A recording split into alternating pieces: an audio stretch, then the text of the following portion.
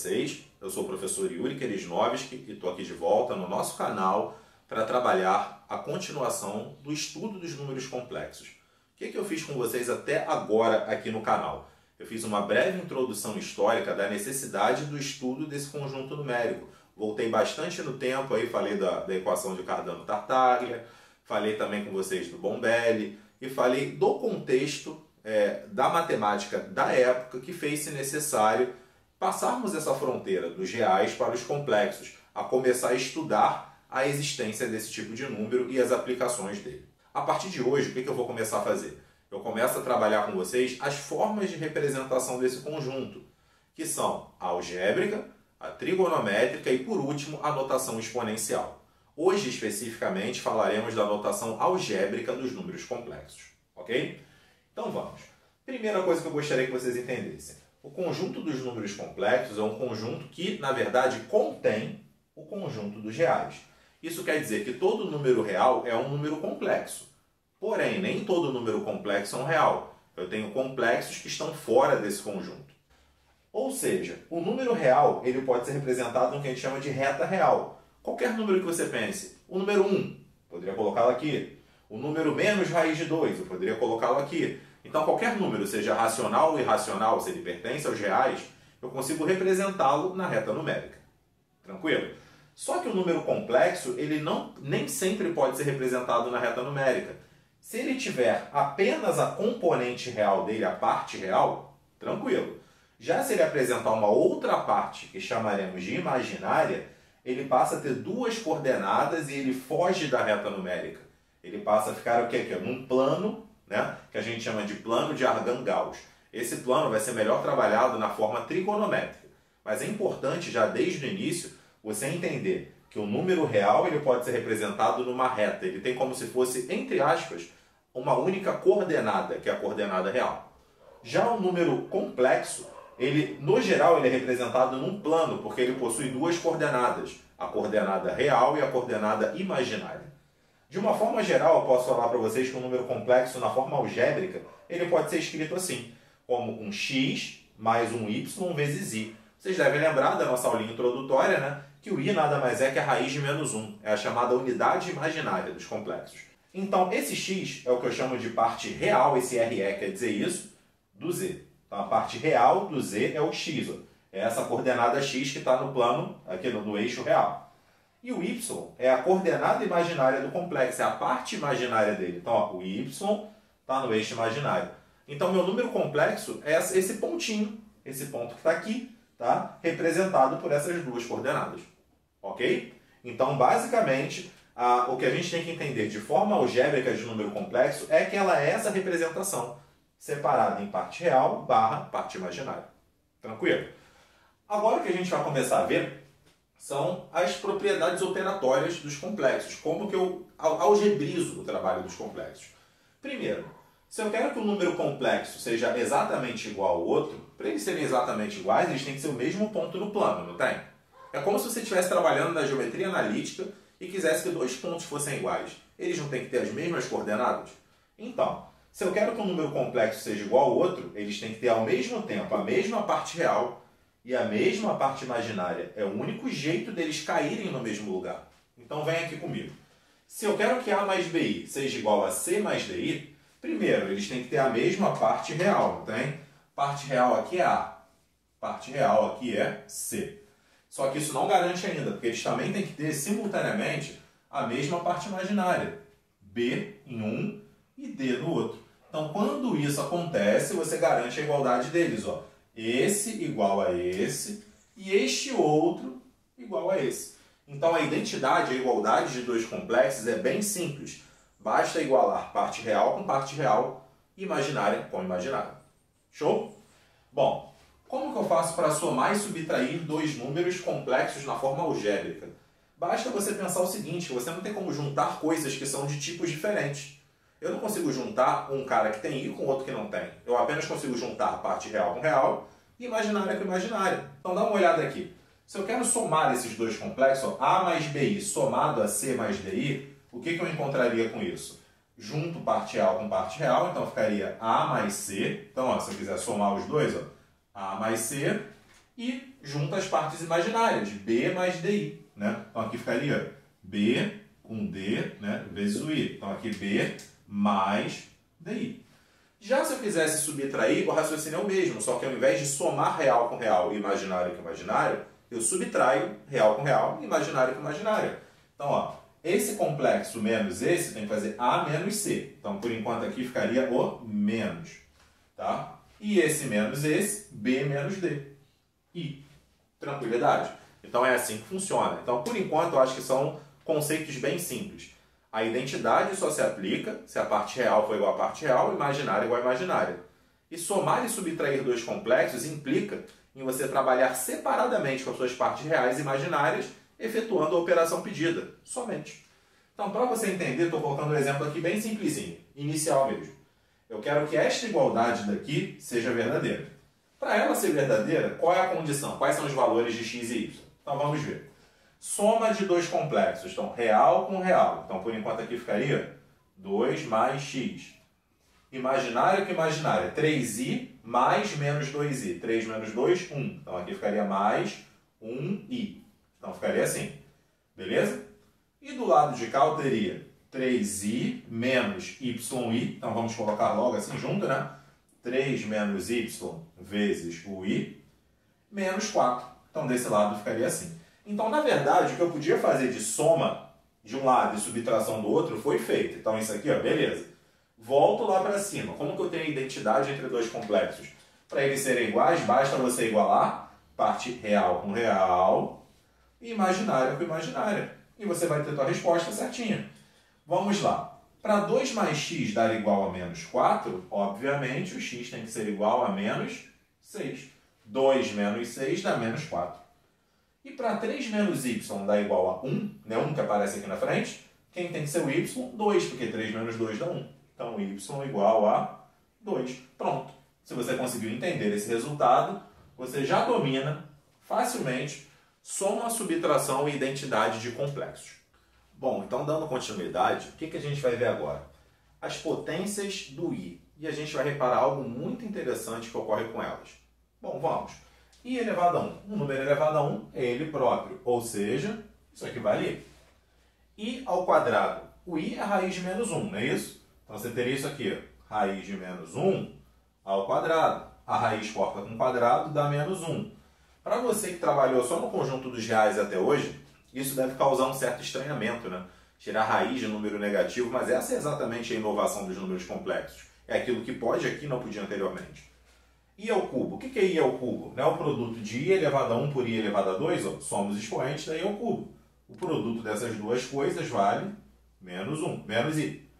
I à quarta é I ao quadrado elevado ao quadrado, não é isso? Seria isso aqui, ó. I ao quadrado, propriedade de potência. Menos 1 ao quadrado dá 1. Quando eu chego aqui e eu começo a... dou continuidade às potências, olha o que vai acontecer agora. I elevado à quinta potência. O que isso aqui seria? I elevado à quinta. Isso é a mesma coisa que o I à quarta vezes I. Então, I à quarta vezes I. Como o... vezes I, perdão, aqui é um I, não 1, tá? Como o I à quarta deu 1, 1 vezes I dá I. E a gente repara que a partir daqui, ó, terminado esse cara, eu volto para o I. E daqui em diante eu vou começar a repetir esse ciclo. Quando aparece o 1, a próxima potência repete a primeira. Então essas potências do I, elas são o que a gente chama de cíclicas. Elas vão ficar se repetindo sempre nesse padrão que você está vendo aqui. Então vamos a um outro exemplo. I à sexta, né? Vou ficar bem consolidado na cabeça de vocês. I à sexta, né? O produto do I à quarta por I ao quadrado, né? Esses dois aqui fazendo o produto, ó. 1 com menos 1, pô, né? Deu menos 1 de novo. Era o que eu esperava, que isso aqui desse menos 1. Ou seja, potências do I só existem 4 resultados possíveis. I menos 1, menos 1, menos I e 1. Nesta ordem que eu estou apresentando para vocês. Ou seja, olha o que eu quero te ensinar nesse momento. Uma maneira de você prever quanto vai dar uma potência muito grande do I. Por exemplo, eu quero que você me ajude a encaixar numa dessas linhas aqui, numa das 4, a potência que eu vou inventar aqui agora. Eu vou colocar aqui para vocês. Ó. I elevado a 1003, por exemplo. Eu quero saber quanto vale I elevado a 1003. E agora, como que eu faço isso? Repara, gente, que esses caras estão indo de 4 em 4. Isso significa o seguinte, Se eu pegar esse número daqui e dividir por 4, eu vou ver quantos ciclos apareceram.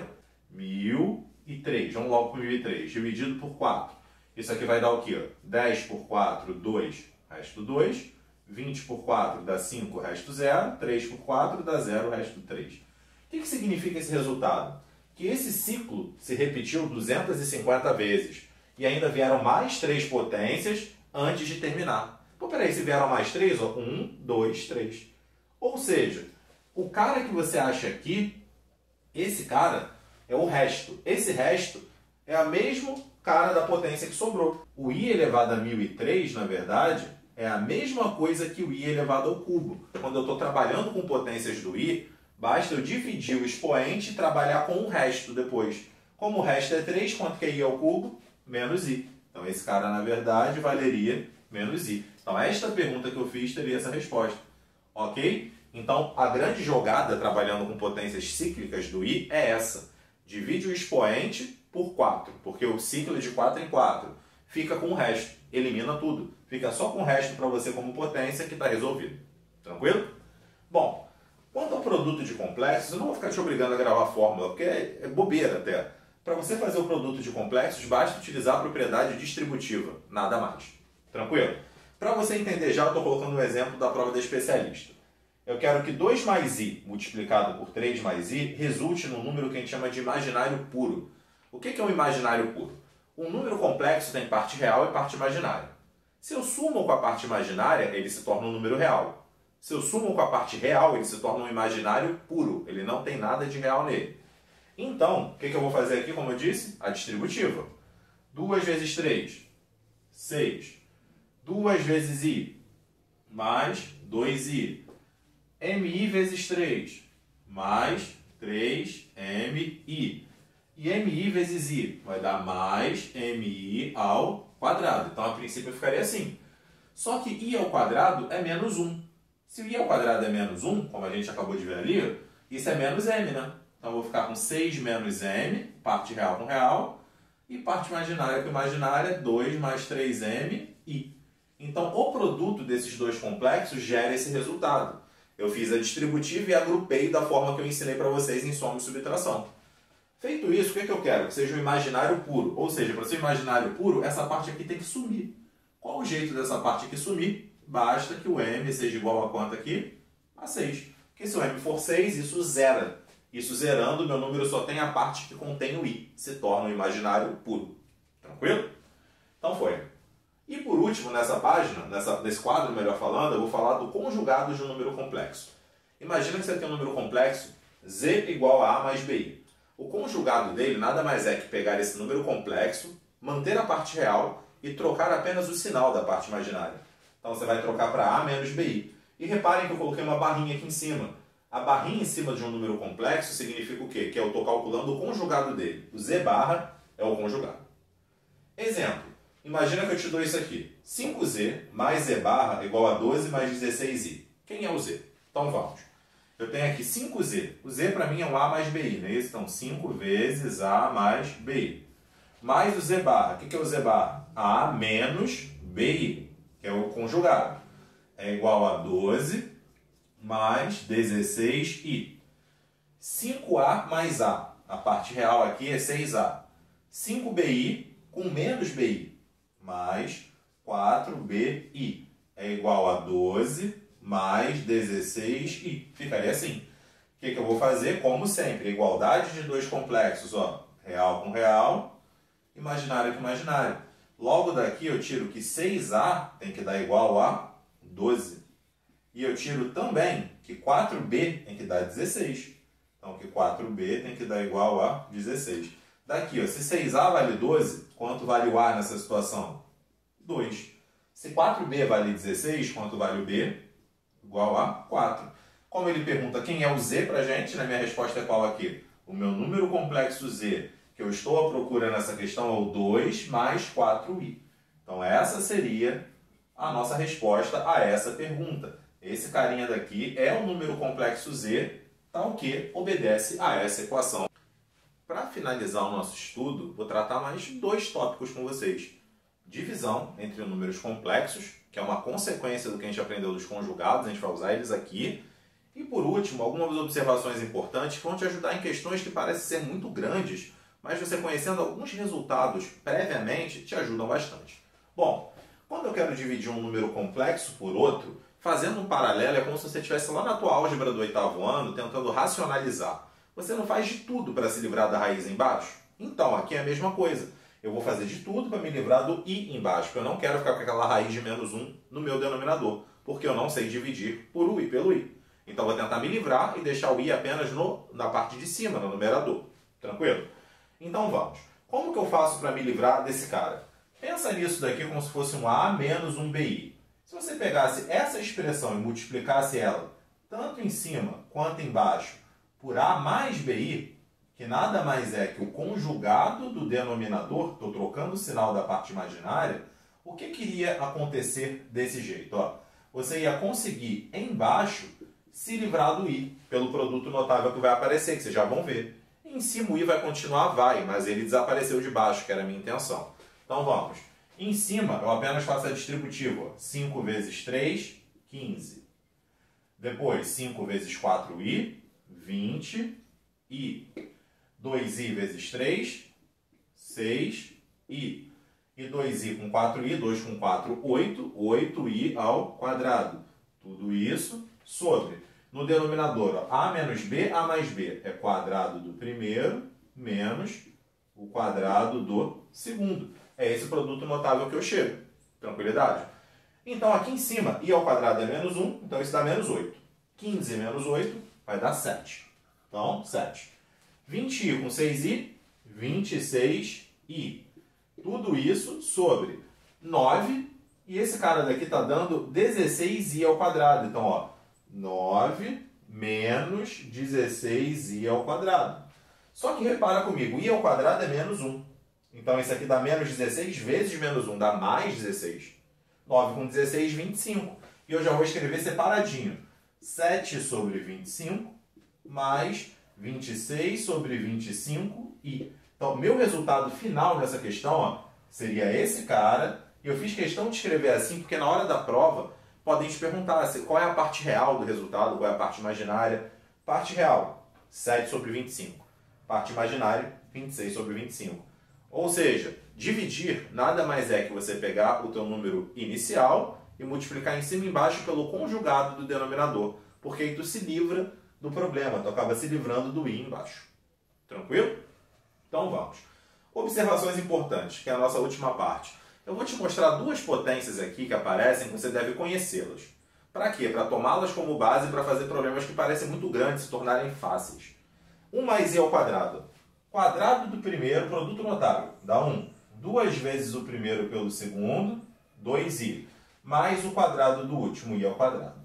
Pô, mas i ao quadrado é menos 1. Menos 1 com 1 cortou. Quer dizer que isso aqui dá quanto? 2i. Então, saber que esse cara daqui vale 2i é muitíssimo útil. Tá? Aqui esse outro, como que fica? Quadrado do primeiro, 1. Menos 2 vezes primeiro pelo segundo. Mais o quadrado do segundo. Novamente, i ao quadrado é menos 1, cancela. Então isso daqui dá menos 2i. Saber que isso daqui é menos 2i também é bem útil, porque ajuda muito em problemas, que eu transformo um binômio num monômio, fica muito mais fácil. Quer ver um exemplo disso? Imagina que eu estivesse para calcular isso. 1 mais i à décima sobre i elevado a 201. Pô, peraí, eu posso pensar no 1 mais i à décima assim, ó. 1 mais i ao quadrado elevado à quinta. E eu posso pensar no i elevado a 201 daquele jeito que eu ensinei no outro quadro. Pensando no quê? Em trocar esse cara pelo seu resto na divisão por 4. Então, vou dar uma paradinha aqui, escolher um cantinho para fazer essa divisão. 201 dividido por 4. Se você fizer a conta com calma aí, vai dar 50, resto 1. Se der o resto 1, aqui nada mais é que i elevado a 1. Já melhorou infinitamente. Só que o que é 1 mais i ao quadrado mesmo? 1 mais i ao quadrado resulta em 2i. Então isso daqui que era um monômio elevado a décima, depois era um binômio, vai ficar uma coisa bem mais simples. Ó, 2i elevado a quinta sobre i. Fica assim, não fica? Ou seja, eu tenho aqui ó, 2 elevado a quinta, i elevado a quinta sobre i. Fica desse jeito. Só que i elevado a quinta, 5 dividido por 4 dá resto 1. Então olha o que está aparecendo aqui. 32 vezes i sobre i. O i corta. Então, no final das contas, o resultado dessa conta feia pra caramba dá um número real, simplesmente. Ok? Então, conhecer esses dois resultados aqui previamente, lembrar deles até, é muito útil para você trabalhar com números complexos. Espero que tenham entendido. Essa é apenas a primeira anotação dos números complexos. Os exemplos ainda não estão difíceis, o objetivo dessa aula era ser simples mesmo, para você absorver os conteúdos. Vamos varrer as formas de trabalhar com os complexos, com exercícios tranquilos, e no final eu venho com aulas extras, com exercícios de aprofundamento, pensando numa provinha de nível IMITA já, uma escola naval, ok? Então valeu galera, um grande abraço para todos.